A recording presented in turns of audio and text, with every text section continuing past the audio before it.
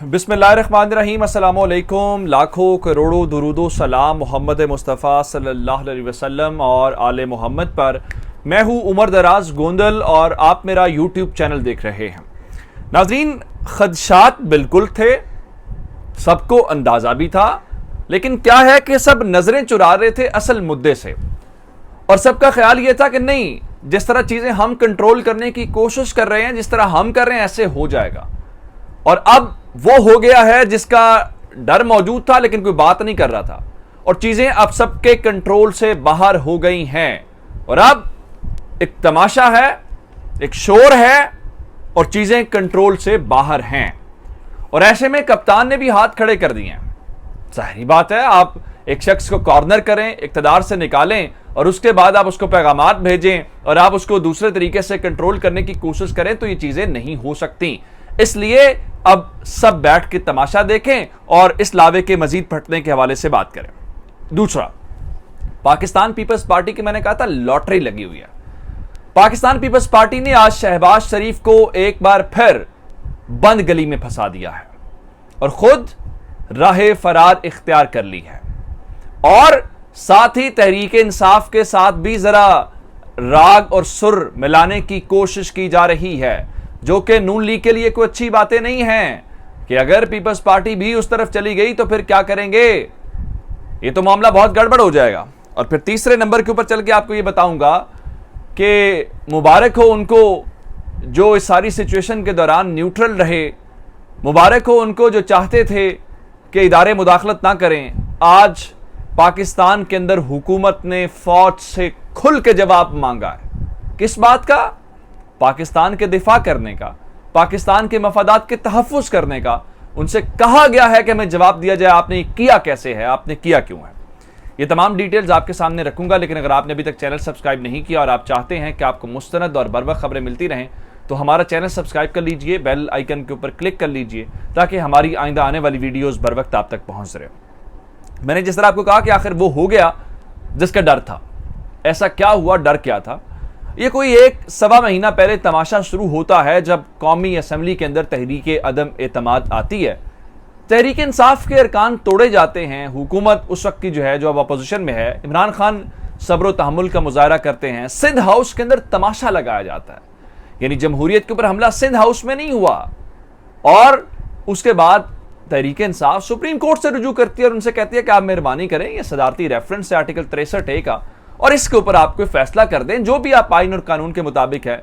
लेकिन बाकी रातों को अदालतें लग जाती हैं, बाकी सारी चीज़ें बिल्कुल इमरान खान को निकालना, जो सोहेल वड़ाइच के मुताबिक कि इमरान खान को अकेला पार्लियामेंट ने नहीं निकाला, बहुत सारे इदारे उसके अंदर इन्वॉल्व थे और सब ने मिल के इमरान खान को माइनस किया, और वहाँ पर बात नहीं बनती। उसके बाद खत वाला मामला, वो कहते हैं हमारी हुकूमत जाने दें, हमारी हुकूमत का मसला नहीं है, आप इस खत को इन्वेस्टिगेट करें।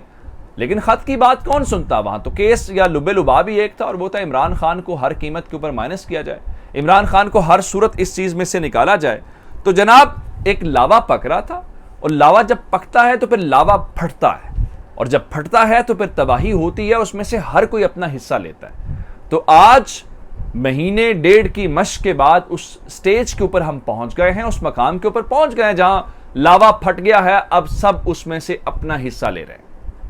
आज पाकिस्तान के अंदर जो कुछ हुआ है वो कोई मुनासिब नहीं था, लेकिन आप एक साइड नहीं देख सकते। पंजाब के अंदर वजीर आला का इंतखाब था और नेशनल असेंबली के अंदर स्पीकर साहब का इंतखाब था। पंजाब के अंदर हुआ क्या है?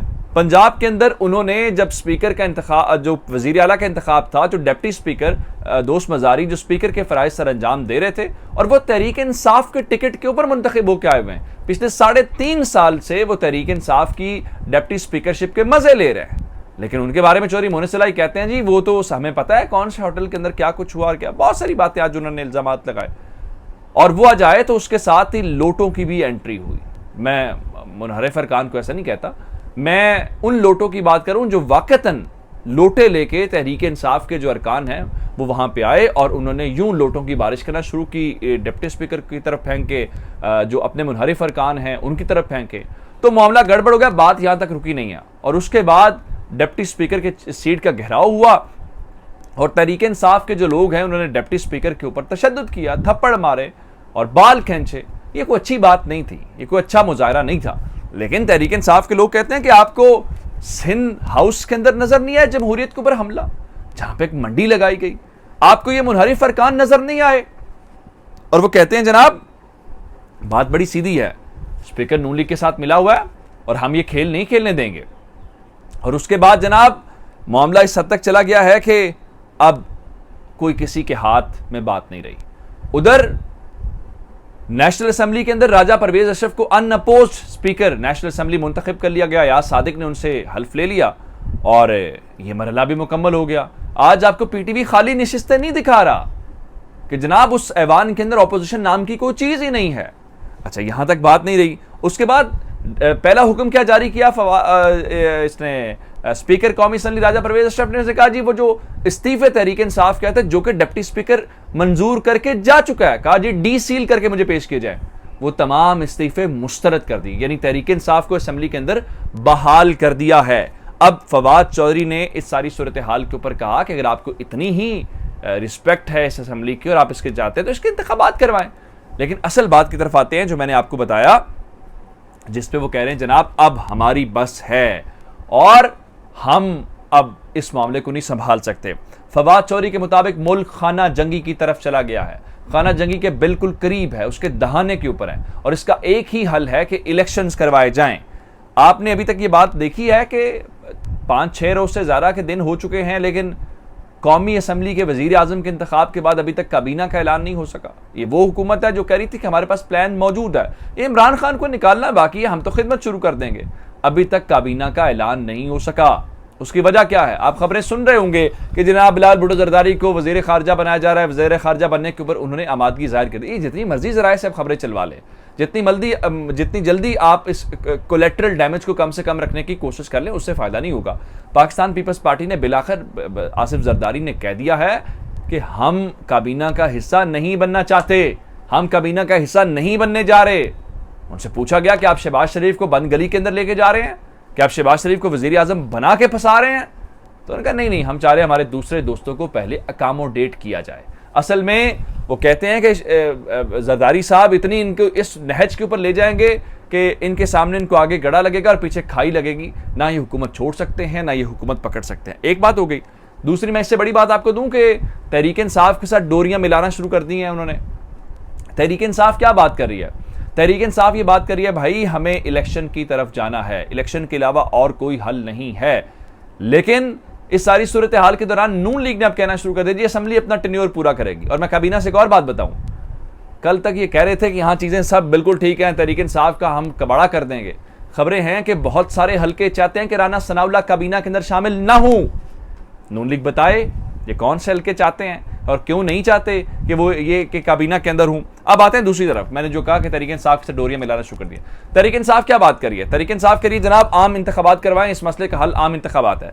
पाकिस्तान पीपल्स पार्टी का जरा एलामिया सुनिए जो उनके ट्विटर हैंडल के ऊपर भी मौजूद है कि पाकिस्तान पीपल्स पार्टी ने आम इंतखाबात के लिए अपनी कैंडिडेट से दरखास्तें मांग ली हैं कि कौन किस हल्के के अंदर इलेक्शन लड़ना चाहता है, उसके लिए दरखास्तें मांग ली है। और ये ट्विटर हैंडल के ऊपर मौजूद है, जिस बात का मतलब है कि उनको ये एहसास हो गया है कि अब इलेक्शंस होने हैं, आज कल परसों तरसों, within weeks, within months, इसके अलावा अब कोई हल नहीं है। और पीपल्स पार्टी इस किस्म अगर आप देखें जी दरखास्तें मांगना होती तो ये पार्टी का इंटरनल मामला था, मांगते इसको आप अपने ट्विटर हैंडल के ऊपर लिखने की क्या जरूरत है?